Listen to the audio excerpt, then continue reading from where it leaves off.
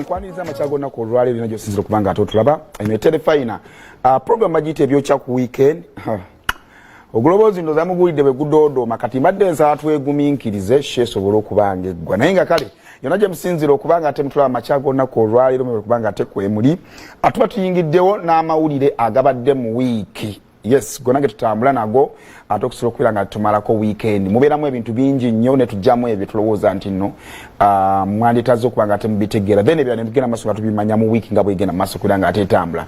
Kale right ndiwonzeka flotaliwo nendo zagera kubanga kumawo next week abaddeko mu kalivu awo.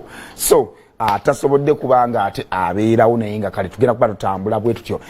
Nkola na Ivan Adam Sozi jali eyo waliyo Lawrence waliyo ne Nico. So tugenda kubanga tutambula bwe tutyo mpola mpola.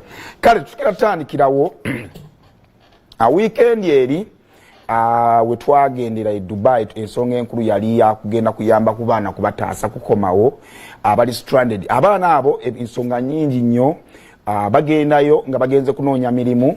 Ababatwala ne babalima nti waliyo emirimu batagifuna.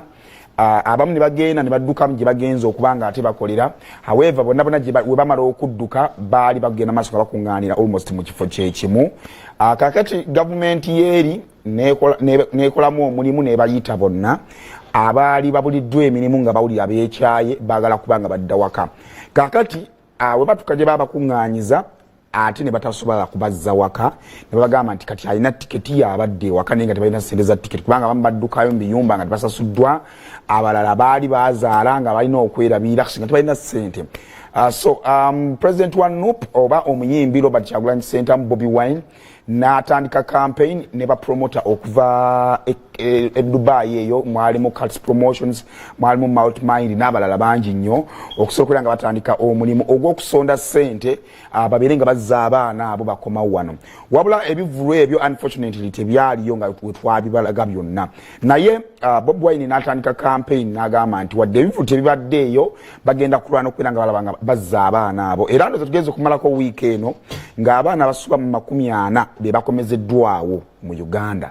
Kakati mu makati mu wiki gavumenti yasindika omuntu waayo okusobola okubeera nga agenda okulondoola embeera nga bweriyo okulaba abaana abaliyo n'engeri basobola okubeera nga babazza. Ne mu wiiki eno abantu bangi nnyo abeegasse mu kampeyini eno era njagala okwebaza manager Roger n'omuyimbi Spice Diana olunaku olw'eggulo bataddeyo ssente zaabwe okusobola okubeera nga ate beegatta ku kampeyini eno ey'okuba nga ate bataasa abaana abo bakomyewo era nga yakasudde $3,400,000 bwe kiri 3,400,000 shillings, $3,400,000.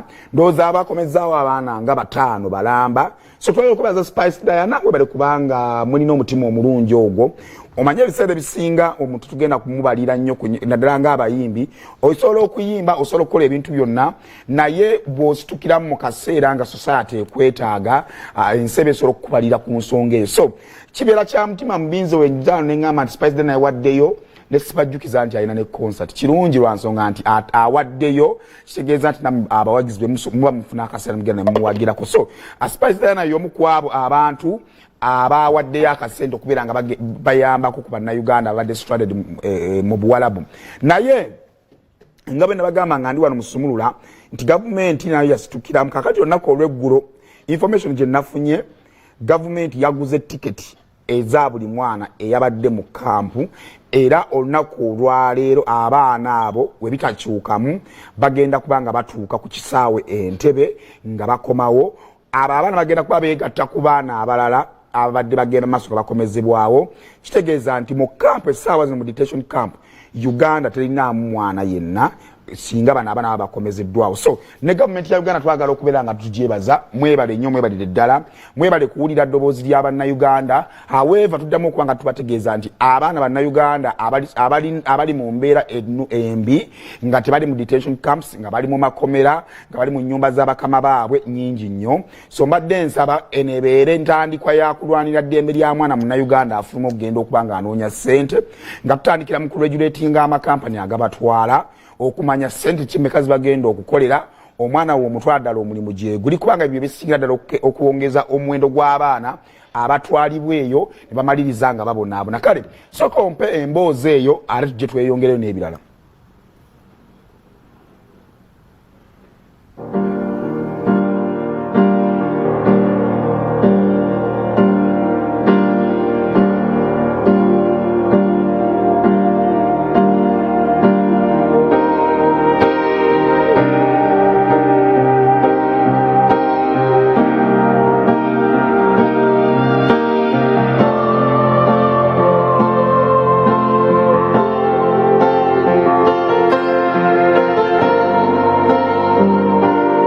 Buli muntu yenna amanyi kye bayita obulumi bw'omukyala.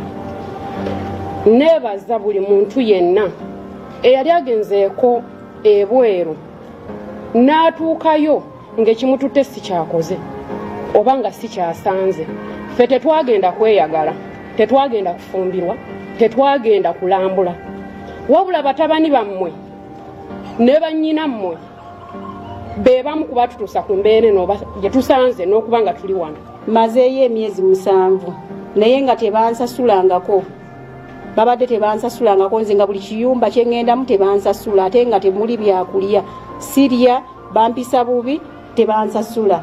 Sayimo mwana byo biwedde era nammwe mwebale kutubeererawo. Sayimo webale nnyo, webalire ddala naawe kujja ku nsonga eno, webale kutambuza ku ggulire, nakyo kankwebaze naawe. Tofa kati waliwo ne gavumenti egenza okujja nga waliwo abalala be twamaze okugulira bali mu 10.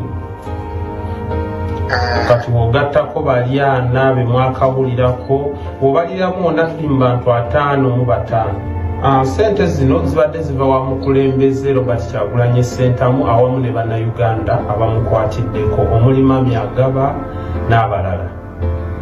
Atodde nga 1000, waliwo asindise 10 eky'Uganda.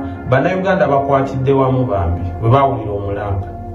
Kyoba omanyi ebadde pulesa ebateereddwako nga gavumenti, kuba obuvunaanyizibwa bubadde bwayo.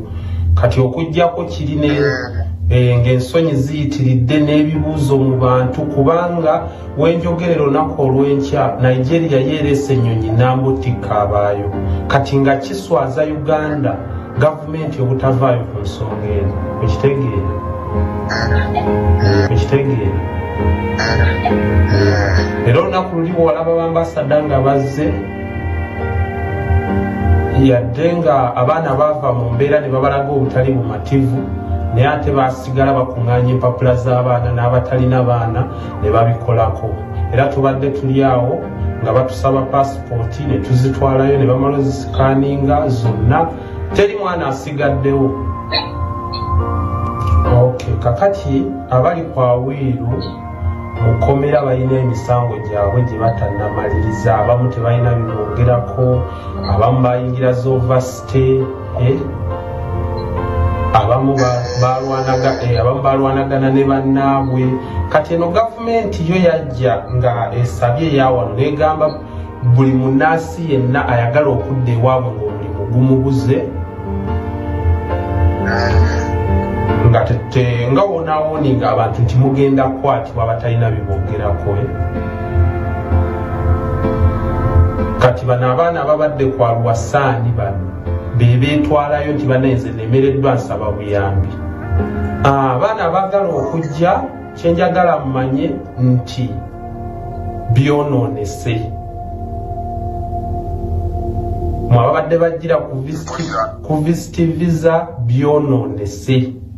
Dubai tekyasoboka kumala gayingirwa, era babadde balina pulaani, simanyi nti kujja Dubai musooke mubaleke osanga amateeka ganaakyuka, naye kati byonoonese kuba wenjogerera visa zakansolingiddwa dda.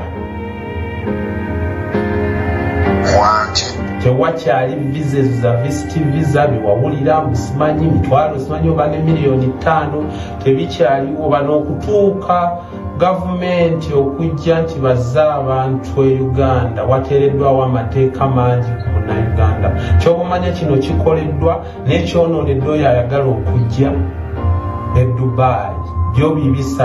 Sayimo newokubirako omuntu yenna afuna visa kati olinza otwalayo visa nga 10 ne bakuwaako 2.